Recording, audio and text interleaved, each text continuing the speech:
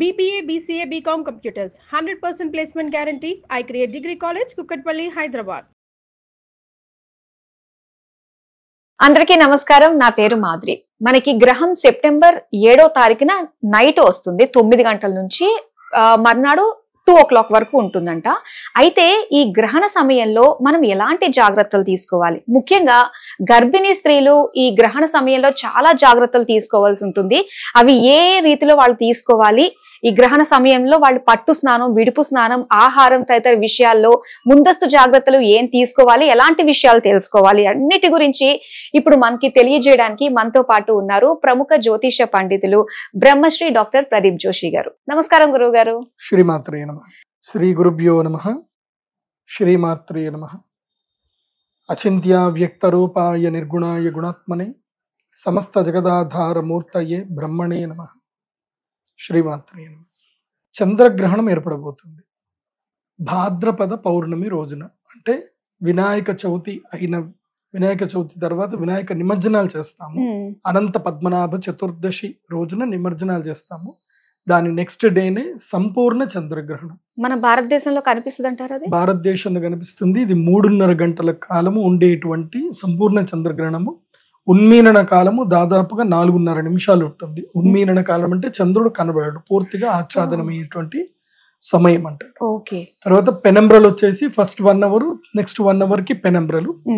గ్రహణము కనబడేది మాత్రం పూర్తిగా 3.5 గంటలు ఉంటుంది. ఇది సెప్టెంబర్ 7వ తారీఖు రాత్రి 9 గంటల నుంచి ప్రారంభమయ్యి 2 గంటల వరకు, తెల్లవారుజామున 2 గంటల వరకు ఆల్మోస్ట్ ఇదంతా గ్రహణం డ్యూరేషన్ టైం. సో ఈ గ్రహణము చాలా పెద్ద గ్రహణం ఇది. అంటే ఈ ఇయర్ లో వచ్చేటువంటి అతిపెద్ద చంద్రగ్రహణం ఇది.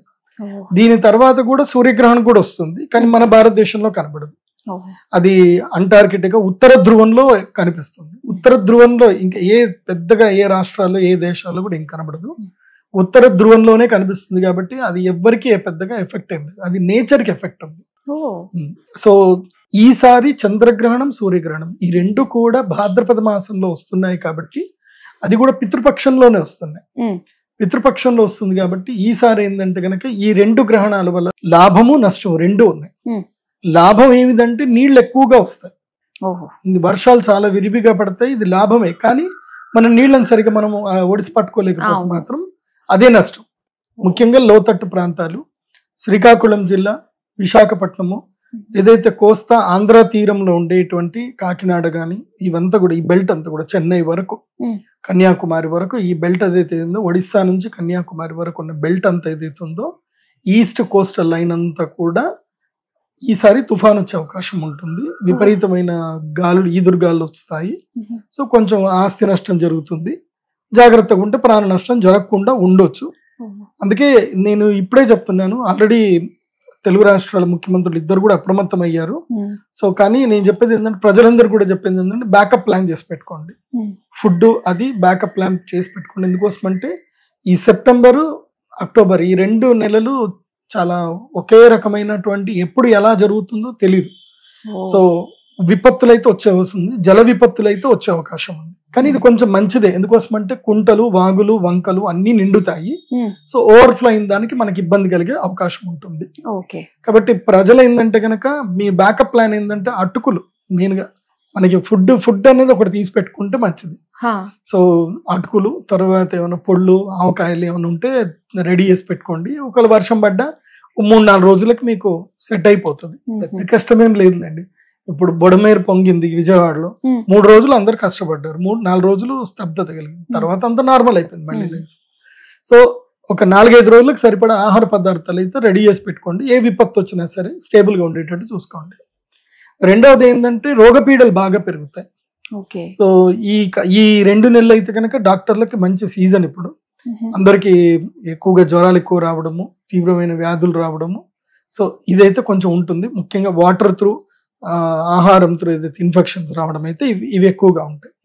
ఇవి 2 కాకుండా టోటల్ యూనివర్సల్ గనక చూస్తే గనక కొంచెం ఈ ప్రపంచవ్యాప్తంగా విపత్తులు, కొట్లాడుకోవడం, యుద్ధాలు జరగడం కానీ, తర్వాత దేశాలకు సంబంధించిన కరెన్సీ వాల్యూస్ విషయంలో కానివ్వండి, సో యుద్ధాలు బాగా జరిగేటువంటి అవకాశం ఉంటుంది. మెయిన్ గా కరెన్సీ అనేటువంటిది యుద్ధానికి దారి తీస్తుంది. దానికి ఇప్పుడు బీజం పడుతుంది.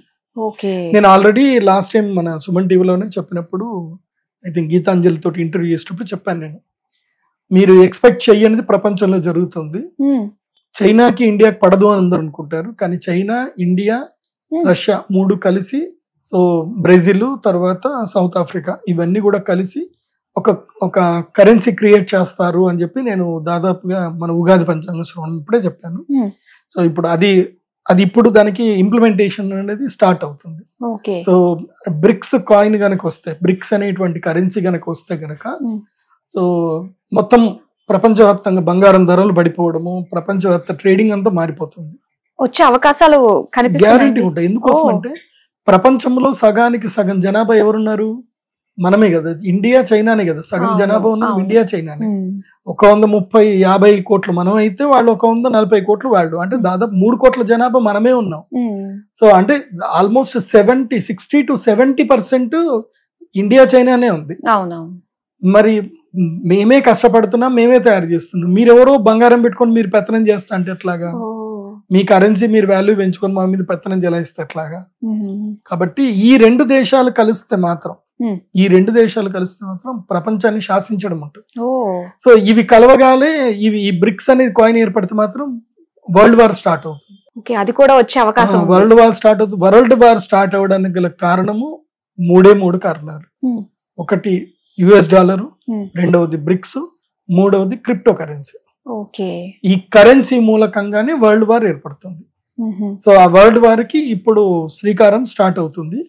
సో ఇంకా రాబోయే రోజుల్లో, అంటే ఏదైనా దీని యొక్క తీవ్రతరం ఏదైతుందో 2045 ఆ సమయానికి ఇది తీవ్రతరమయ్యే అవకాశం ఉంటుంది.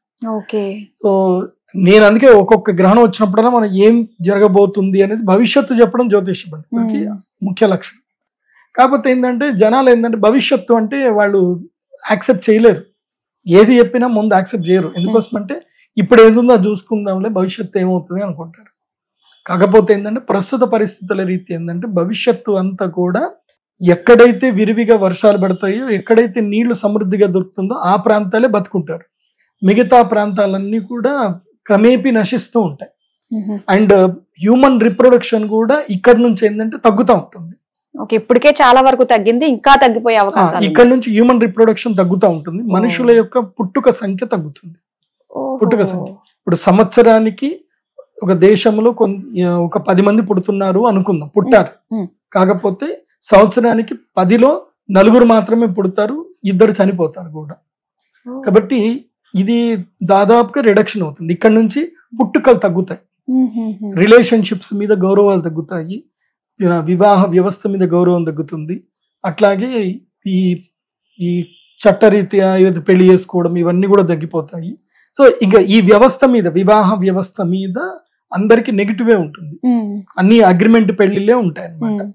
సో పిల్లలు కనాలా వద్దా, పిల్లల కంటే ఏంది, ఇట్లా ప్లానింగ్ అగ్రిమెంట్ పెళ్లిళ్ళే ఎక్కువగా ఉంటాయి అన్నమాట. అటువైపుగా ముందు ప్రయాణం ఇప్పుడు స్టార్ట్ అవుతుంది. వాటన్నిటికీ ఇది శ్రీకారం ఇది. సో ఒప్పందం లేని పెళ్లిళ్ళు చాలా తక్కువ, ఏదో పేదవాళ్ళలో ఉంటాయి, కానీ వాళ్ళలో కూడా ఒప్పందాలు స్టార్ట్ అవుతాయి. ఇక ఎందుకోసం అంటే ఇక్కడ నుంచి ఏంటంటే కొంచెం ప్రకృతిలో మార్పులు వస్తాయి. చెప్పాను కదా, ఈ యొక్క విశ్వావసునామ సంవత్సరం జడ్జిమెంటల్ ఇయర్ ఇది. ఈ ఇయర్ ఏంటంటే అన్నిటికీ జడ్జిమెంట్ క్రియేట్ అవుతుంది. ఎవరైనా ఎక్కువగా ప్రజల్ని హింసిస్తున్నా వాళ్ళకి జడ్జిమెంట్ దొరుకుతుంది, ఎవరైతే ప్రజలని మంచి చేస్తున్నా వాళ్ళకి జడ్జిమెంట్ దొరుకుతుంది. సో ప్రతి దానికి ఈ ఇయర్ జడ్జిమెంట్ ఇయర్ ఇది. ఈ ఇయర్ నుంచి మార్పు అనేది స్టార్ట్ అవుతుంది. అది ఈ గ్రహణం నుంచి మార్పు అవుతుంది. కాబట్టి గ్రహణం యొక్క ప్రభావం అయితే ఇది, మోస్ట్లీ ఇదే ప్రభావం, గ్రహణం యొక్క ప్రభావం. ఇక ప్రతి ఒక్క రాశులకు కూడా గ్రహణ ప్రభావం ఉంటుంది. ఒక్కొక్క రాశికి ఒక్కొక్క గ్రహణ ప్రభావం అనేది ఉంటుంది. ఇప్పుడు ఈ గ్రహణం ఎప్పుడు సంభవిస్తుంది అని అంటే సెప్టెంబర్ 7వ తారీఖు మన భారతదేశంలో మన కాలమాన ప్రకారము రాత్రి 9 గంటల నుంచి 2 గంటల వరకు ఈ గ్రహణం సమయం ఉంటుంది. అంటే ఇక పట్టు విడుపులు మొత్తం అంతా చూసుకుంటే 9 to 2 అనుకోండి. సో మధ్యలో 9:35 అని కొంతమంది అంటారు, 10 o'clock అంటారు, ఇవన్నీ కాదు, కానీ 9 to 2 o'clock ఇది. అంటే పట్టు స్నానము 9 o'clock విభవ స్నానం చేయాలి, 2 o'clock తర్వాత విడుపు స్నానం చేసుకోవాలి. మధ్యకాలంలో ఏం చేయాలంటే ఇళ్లలో ఉండేటువంటి వాళ్ళు ఇంట్లో ఏ వస్తువుల్ని తాకుండా, అంటే ఈ బట్టలు ఉన్నటువంటి వస్తువులు ఏవి తాకుండా ఎక్కడైనా చక్కగా ధోతి కట్టుకోను లేకపోతే మంచి చీర కట్టుకోను ఒక ఆసనం వేసుకొని తూర్పు దిక్కు ముఖం చేసుకొని నారాయణ జపం చేసుకోవాలి. పురుషులైతే గన ఓం నమో నారాయణాయ లేదా ఓం నమ శివాయ, ఓం శ్రీమాత్రే నమః ఈ మంత్రం పురుషులైతే వేసుకోవచ్చు. స్త్రీలైతే శ్రీమాత్రే నమః, శ్రీమాత్రే నమః ఓంకారం అనకుండా. ఒకవేళ మీకు సంతానం అయిపోయింది అని అంటే అప్పుడు మీరు ఓంకారం చెప్పి చెప్పుకోండి. సంతానం కాని వాళ్ళు మాత్రం ఓంకారం చెప్పొద్దు. శ్రీమాత్రే నమః అనే మంత్రాన్ని లేదా నారాయణ నారాయణ నారాయణ లేదా క్లీం కృష్ణాయ నమః అనే మంత్రాన్ని చెప్పుకోండి. ఎవరికైతే సంతానం లేదు, గ్రహణం సమయం ఏంటంటే వరాలను ఇచ్చే సమయం కూడా గ్రహణం సమయం. ఎందుకోసమంటే ఇప్పుడు మనం దైవ జపం చేస్తే చాలా పుణ్యం వస్తుంది. ఎవరైనా వాళ్ళకి బ్రాహ్మణులు ఉన్నారు, వాళ్ళకి చదువు సరిగ్గా రావట్లేదు, ఈ సమయంలో గాయత్రి మంత్ర జపం చేసుకోండి. బ్రాహ్మణులు ఉపనయనమైనటువంటి వారు గాయత్రి మంత్రం ఎంత వీలైతే అంత సాధ్యమైనంత జపం చేసుకోండి, చాలా మంచిది. సంతానము లేనటువంటి వాళ్ళు ఏం చేయండి అంటే ఈ సమయంలో క్లీం కృష్ణాయ నమః, క్లీం కృష్ణాయ నమః ఈ మంత్రాన్ని భార్యాభర్తలు ఇద్దరు కూడా జపం చేసుకోవాలి. ఈ సెప్టెంబర్ 7వ తారీఖుకి ఒక లక్షణం ఏముంది అంటే 7వ తారీఖు రోజున ఎవరు భార్యాభర్తలు కలవకూడదు. ఒకవేళ కలిస్తే వికృతమైనటువంటి సంతానం పుడుతుంది. మూగివాళ్ళు, చెవిటి వాళ్ళు, అంగవైకల్యం ఉన్నటువంటి వాళ్ళు, దుర్బుద్ధి కలిగినటువంటి వాళ్ళు, ఆరోగ్యం సరిగ్గా లేకుండా ఉండేటువంటి పిల్లలు పుట్టే అవకాశం ఉంటుంది. కాబట్టి సెప్టెంబర్ 6, 7 ఈ 2 రోజులు కలవకుండా ఉంటే మంచిది. అది ఆలోచించుకోండి. రెండవది, పిల్లలకి ఎవరికైనా విద్య రావాలి. చాలా మందికి పిల్లలకి జ్ఞాపక శక్తి ఉండదు, విద్య రాదు. ఇదే గ్రహణ సమయంలో కావాలంటే నెక్స్ట్ డే లీవ్ పెట్టేసుకోండి, స్కూల్కి పర్వాలేదు.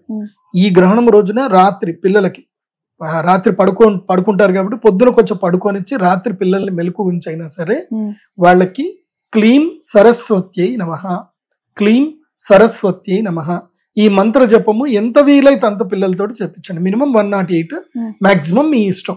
ఏదైనా 9 సంఖ్య రావాలి, అంటే జపం మొత్తం అయిపోయే సమయానికి 9 రావాలి కలిపితే. అయితే 1008 చేయాలి, లేకపోతే 999 చేయాలి. మీరు చేసిన జప సంఖ్య మొత్తం కలిపితే 9 రావాలి. అయితేనే ఆ జపం పూర్తి అయినట్లు లెక్క. అందుకే 108 జపం చేయమని అంటారు. సో 108 అంటే మీరు 108 ని ప్లస్ చేసుకుంటూ చేయండి. 108 + 108 + 108 ఎన్నైనా చేయండి. సో ఎన్ని మాలైనా జపం చేయండి. సో అట్లా మీరు విద్యాభ్యాసం కోసం ఈ జపం చేసుకోండి. ఇంకోటి ఏంటంటే చాలా మందికి డబ్బు కావాలి, అదైతే అందరికి ఇంపార్టెంట్, ప్రతి ఒక్కరికి ఇంపార్టెంట్. డబ్బు కావాలి కోరుకుంటారు ప్రతి ఒక్కళ్ళు. సో ధనము కోరుకునేటువంటి వాడు జీవితంలో రుణబాధలు పోవాలి అనుకుంటే ఈ గ్రహణ సమయంలో శ్రీం హ్రీం శ్రీం శ్రీయై నమః, శ్రీం హ్రీం శ్రీం శ్రీయై నమః ఇది చాలా సింపుల్ మంత్రం. దీనివల్ల ఎలాంటి సైడ్ ఎఫెక్ట్స్ ఉండవు. మామూలుగా ఈ కృష్ణ స్ఫటికమాల దొరుకుతుంది, ఈ కృష్ణ స్ఫటికమాలతో చేసుకోవాలి, లేదా పద్మమాలతో దొరుకుతుంది, పద్మమాలతో చేసుకోవాలి. ఎప్పుడైనా లక్ష్మీదేవికి సంబంధించిన జపము రుద్రాక్షమాలతో చేయకూడదు, రుద్రాక్షమాలతో చేయకూడదు, లక్ష్మీదేవి జపం చేయకూడదు. రుద్రాక్షమాల ఏంటంటే వైరాగ్యానికి మోక్షానికి ఇది కీలకం. సో శివమంత్రం చదువుకోవచ్చు, మోక్ష మంత్రం ఏదైనా చదువుకోవచ్చు. కాబట్టి రుద్రాక్ష లక్ష్మీ మంత్రానికి చదవకండి, ఆపాదించకండి. దానికి ప్రత్యేకంగా ఉంటుంది, వైరుధ్యం అని కాదు. ఈ పని ఇట్లాగే చెయ్యాలి, అది అంతే. సో పద్మమాలతో అయినా చేయండి, లేదంటే కృష్ణ స్ఫటికమాలతో అయినా చేయండి. క్లీం కృష్ణాయ నమః మంత్రం మాత్రం ఈ కృష్ణ స్ఫటికమాలతోటే చేయాలి. ఎందుకోసం అంటే కృష్ణ మంత్రము కృష్ణ స్ఫటికంతో చేయాలి. చేస్తేనే అది మీకు తప్పకుండా మంచి ప్రయోజనం అనేది ఇవ్వడం జరుగుతుంది. కాబట్టి ఈ గ్రహణ సమయాన్ని ఎవ్వరు కూడా మిస్ చేసుకోకండి. ఎవడో ఏదో చెప్పాడనో, నీకేదో నీ బుద్ధి పుట్టిందనో తప్పుడు పనులు చేయకండి. ఒక్కటి బాగా గుర్తుపెట్టుకోండి, మనం నమ్మినా నమ్మకపోయినా, ఇప్పుడు ఉదాహరణకి దీపం ఉంది, దీపం దగ్గర వేలు పెట్టొద్దురా కాలుతుంది అని మనం చెప్పాం. మనం ఎందుకు చెప్తాం? మనకి ఎప్పుడో ఒకసారి కాలి ఉన్నా చెప్తాము, లేదా మన పెద్దలో ఎవరో ఒకడు మన కళ్ళ ముందు వాళ్ళకి కాలుతేనే అది చూసి మనం ఏం చెప్తాం, కాలుతుందిరా పెట్టొద్దు అని చెప్తాం. అంటే పూర్వకాలంలో ఋషులు వాళ్ళ అనుభవంతో ఈ గ్రహణ సమయంలో భోజనం చేయకూడదు, కలవకూడదు, ఈ గ్రహణ సమయాన్ని వ్యర్థంగా వదలకూడదు. అంటే సినిమాలు చూస్తూ, షికార్లు తిరుగుతూ, మద్యపానాలు చేస్తూ, అన్నం తింటూ, మురుకులు తింటూ, సినిమాలు చూస్తూ ఇట్లా వేస్ట్ చేసుకోకండి. ఇది మంచి సమయం, ఇది పర్వకాలం. ఈ సమయంలో దైవ జపం చేసుకోండి అని చెప్పారు. దైవ జపం చేస్తే నష్టం ఏముంది? ఏం నష్టం ఏం లేదు. చక్కగా ఇక్కడ నేను ₹1 ఖర్చు లేదు, నేను చెప్పిన దానికంతా ₹1 ఖర్చు లేదు. ఉంటే ఈ మాలలు కొనుక్కుంటే కొనుక్కోవాలి, లేకపోయినా పర్వాలేదు. మీరు 108 కౌంట్ చేసుకోండి, బియ్యంతో పక్కన పెట్టుకుంటూ కౌంట్ చేసుకోండి. మీ దగ్గర డబ్బులు లేకపోతే దానికి నష్టం ఏం లేదు. కానీ మనిషికి భావదారిద్ర్యం ఉండకూడదు. భావదారిద్ర్యం ఏంటంటే ఆలోచనలో దరిద్రం ఉండకూడదు. చేతిలో డబ్బులు లేకపోయినా పర్వాలేదు కానీ ఆలోచనలో దరిద్రత ఉండకూడదు. గురుగారు చెప్పారు, మంచి పని కదా. ఇప్పుడు ఈ సమయంలో దేవాలయాలు కడగాలి. దేవాలయము పట్టు స్నానం విడుపు స్నానం ఉన్నట్టుగానే దేవాలయాలన్నీ కూడా మూసేస్తారు. గ్రహణం అయిపోయిన తర్వాత దేవాలయాన్ని మొత్తం క్లీన్ చేస్తారు. నీ దగ్గర డబ్బు లేదనుకోండి, కష్టపడి క్షమించే తత్వం ఉంది. ఏదైనా దేవస్థానానికి వెళ్ళి ఆ దేవాలయం క్లీన్ చేయడానికి సేవ చేయండి. అది కూడా మంచి పుణ్యం వస్తుంది, చాలా పుణ్యం వస్తుంది. ఇప్పుడు తిరుమల తిరుపతి దేవస్థానం కూడా తిరుమంజనం చేస్తారు. గ్రహణం అయిన తర్వాత తిరుమంజనం చేస్తారు, మొత్తం కూడా గుడి అంతా కడిగిస్తారు. సో అట్లాంటి మంచి పని చేయండి. ఇప్పుడు ఇప్పుడు ఈ పారిశ్రామిక కార్మికులు ఉంటారు, వాళ్ళు రోడ్లు క్లీన్ చేస్తూ ఉంటారు. నేను పారిశ్రామిక కార్మికులకు చెప్పేది ఏంటంటే, మీరు ఈ ఒక్కరోజు ఆ రోడ్డు క్లీన్ ఏదైతే పని ఉంటుందో దానికి వీలైతే రాజీనామా చేసుకొని, లేదంటే ఈ ఒక్కరోజు ఆ రాత్రి రోజున ఏదైనా దేవాలయం వెళ్ళి క్లీన్ చేయండి. మీకు జీవితంలో మళ్ళొకసారి మీకు పారిశ్రామిక కార్మికులుగా మీరు మారే అవసరం మీకు రాదు. ఇంకా భగవంతుడు మిమ్మల్ని రోడ్ల మీద కార్లో పోయే శక్తిని మీకు ఇస్తాడు, రోడ్లు క్లీన్ చేసే అవసరం మీకు పడదు. అంటే అంత శక్తి వస్తుంది మనకి. కాబట్టి గ్రహణ సమయాన్ని అందరూ సద్వినియోగం చేసుకోండి. ఇక గర్భిణీ స్త్రీల గురించి ఒకటి ఉంటుంది. చాలా మంది గర్భిణీ స్త్రీల గురించి అపోహను అనుకుంటారు. అపోహ ఏం కాదమ్మా. గర్భిణీ స్త్రీలకు నేను కొన్ని జాగ్రత్తలు చెప్తాను, ఇవి మాత్రం తప్పకుండా పాటించండి. ఈ గ్రహణ సమయము సాయంత్రం 5 గంటల లోపలనే గర్భిణీ స్త్రీలు చక్కగా భోజనం చేసేయండి. 5 గంటల లోపలనే అంటే చంద్రోదయం అయ్యే కన్నా మునిపే మీరు భోజనం చేసేసేయాలి. చంద్రుడు దాదాపుగా 6 గంటలకే ఉదయిస్తాడు. సో చంద్రోదయం అవ్వకన్నా మునిపే భోజనాదులన్నీ సంపూర్ణం చేసుకోండి గర్భిణీ స్త్రీలు అయితే. అదే ఋత్వికులు బ్రాహ్మణులు అయితే ఉదయం 10 గంటల లోపలనే మీ భోజనాలు కంప్లీట్ చేసుకోవాలి. అంటే ఆరోగ్యం బాగా ఉండి మంత్రజపం చేసుకునే ఋత్వికులు బ్రాహ్మణులు అయితే ఉదయం 10 గంటలు మాక్సిమం 12 గంటల లోపలనే మీ భోజనం అని కంప్లీట్ చేసుకోవాలి. ఎందుకోసం అంటే గ్రహణ వేద ప్రారంభం అవుతుంది కాబట్టి. తర్వాత ఈ గర్భిణీ స్త్రీలు ఏంటంటే పండ్లు, అరటి పండ్లు కానీ, యాపిల్ పండ్లు కానీ, దానిమ్మలు కానీ, లేదంటే కమలా పళ్ళు కానీ, ఇవి మీరు పక్కన తీసి పెట్టుకోండి. మీకు ఏమన్నా అంత ఆకలి అనిపిస్తే, ఎక్కువగా ఆకలి అనిపించి ఏదైనా నీరసంగా అనిపిస్తే మాత్రం పండ్లు అయితే తినవచ్చు. పండ్లకి దోషం లేదు. పండ్లు గర్భిణీ స్త్రీలకు వరకు మాత్రం దోషం లేదు. పాలు తాగకూడదు, పెరుగన్నం తినకూడదు.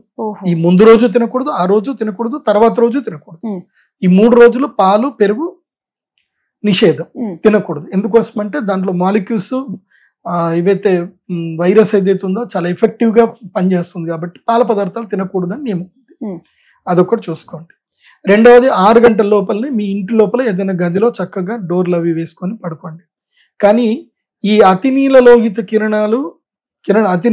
కిరణాలు ఏవైతే ఉన్నాయో, సౌండ్ వేవ్స్ కానీ, ఈ లైట్ వేవ్స్ కానీ, ఈ డోర్స్ ఇవన్నీ కూడా దానికి ఆటంకం కావు. అవి ఎక్కడికైనా ప్రసరిస్తాయి. కాబట్టి ఆ అతినీల లోహిత కిరణాలు, ఆ బ్యాడ్ రేసెస్ ఏవైతే మీ శరీరం వరకు రావద్దు, మీ గర్భస్థ పిండం మీద ఎఫెక్ట్ పడొద్దు అని అంటే మీరేం చేయాలంటే ఒక పువ్వొత్తి తయారు చేసుకోవాలి. సో పువ్వొత్తి అంటే ఏం లేదు, చిన్న ఒక కర్చీప్ తీసుకోండి, ఒక చిన్న క్లాత్, కాటన్ క్లాత్ తీసుకోవాలి, చాలా చిన్నది, ఇంత ఉంటుంది. దానికి స్క్వేర్ లో ఒక చిన్నది తీసుకొని దాని లోపల ఏంటంటే బియ్యం వేసి దాన్ని ముడి చేసి పైనుంచి ఒక దారం కట్టేస్తే అది ఒక దీపం ఒత్తి లాగా తయారవుతుంది. సో ఆ దీపం ఒత్తిని తయారు చేసి ఒక కంచుడు ఉంటుంది, మట్టి కంచుడు ఉంటుంది, మట్టి కంచుడు మధ్యలో పెట్టండి. సో అది ఇలా నిల్చొని ఉండాలి. సో దాంట్లో నెయ్యి నింపండి, ఒక 1/4 కిలో నెయ్యి నింపుకుంటే సరిపోతుంది. మట్టి 250 గ్రామ్స్ సరిపోతుంది. అందులోపల ఆవు నెయ్యి నింపాలి. ఆవు నెయ్యి నింపి దీపం వెలిగించండి. 1 కిలో ఆవు నెయ్యి పెట్టుకోండి. ఈ రోజంతా కూడా 1 కిలో ఆవు నెయ్యి ఎంతో 600-700 పెడితే వచ్చేస్తుంది. కిలో ఆవు నెయ్యి పెట్టుకోండి. ఎక్కడైతే గర్భిణీ స్త్రీ ఉంటుందో ఆ రూమ్ లోనే ఒక 6 ఫీట్లు 8 ఫీట్ల దూరంలో ఎక్కడైనా చక్కని ప్రదేశంలో, బట్టలు ఏమీ లేకుండా, అంటే ఫైర్ యాక్సిడెంట్ జరగకుండా అట్లా నీట్ గా మంచి ప్రదేశంలో చక్కగా పెట్టుకోండి, దీపం పెట్టేసుకోండి.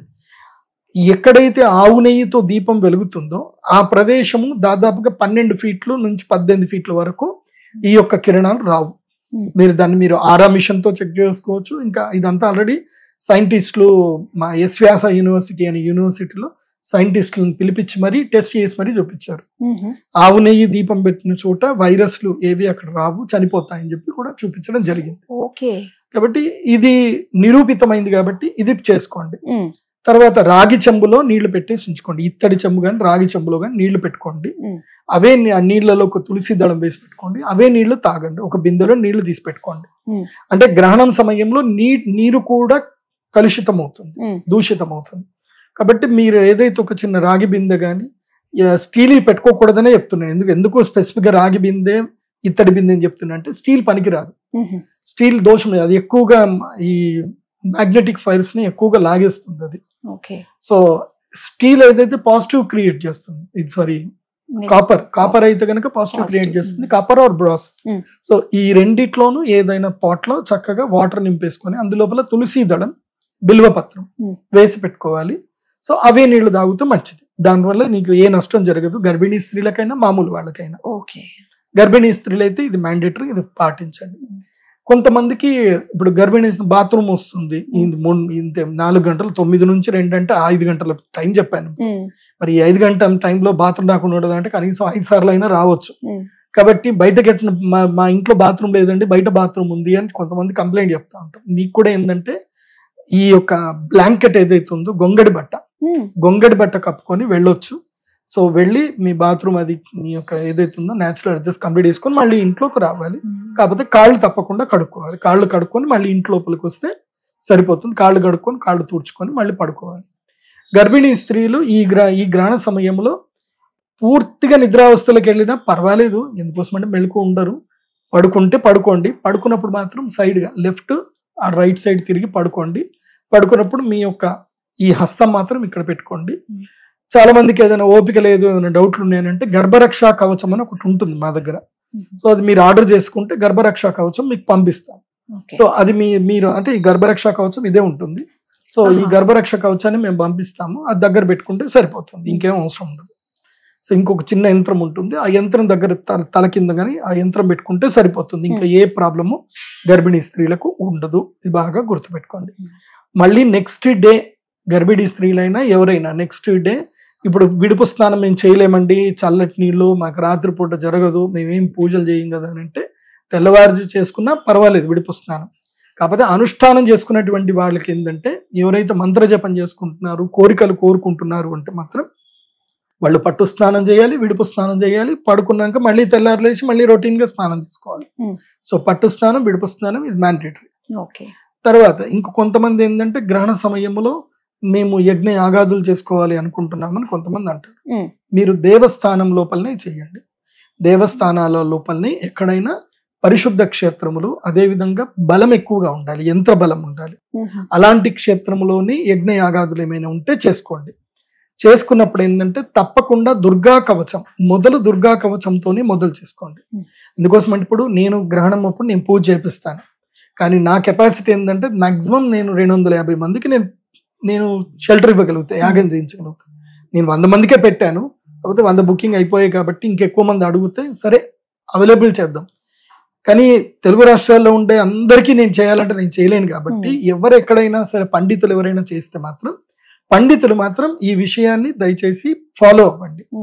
యజ్ఞము చేసే ముందు తప్పకుండా మీరు యజమానులు ఎవరైతే వస్తున్నారో సాధకులకు అందరు కూడా వాళ్ళకి దుర్గా కవచం, ఇది దేవీ సప్తశతికి ముందు వచ్చేటువంటి కవచం, అర్గల కీలకం ఏదైతే ఉంటుందో సో కవచం, దుర్గా కవచంతో వాళ్ళందరికీ కూడా శరీరానికి కవచ సిద్ధి చేయించండి. అంటే ఈ గుఖ్యం రక్షతు భైరవి అని, భార్యాం రక్షతు భైరవి అని ఇలా కొన్ని శ్లోకాలు ఉంటాయి. ఆ శ్లోకాలలో నఖాం చూలేశ్వరి రక్షేత్, కుక్షౌ రక్షేత్ కులేశ్వరి అని ఇట్లా అమ్మవారి ఒక్కొక్క పేరు చెప్తారు. కుక్షౌ రక్షేత్ కులేశ్వరి అని అంటే కుక్షి అంటే కడుపు మీద చేయి పెట్టుకోండి, అమ్మవారు మీ యొక్క ఉదరమును సంరక్షిస్తుందని, మీ బాహులోనే అమ్మవారు సంరక్షిస్తుందని, మీ శిరస్సు సంరక్షిస్తుందని, ఇలా ప్రతి శరీర భాగాన్ని తాకాలి. ఆ విధంగా చండీ కవచంతో సంపుటి చేసి సంప్రోక్షణ చేయించి ఆ తర్వాత యాగం చేయించండి.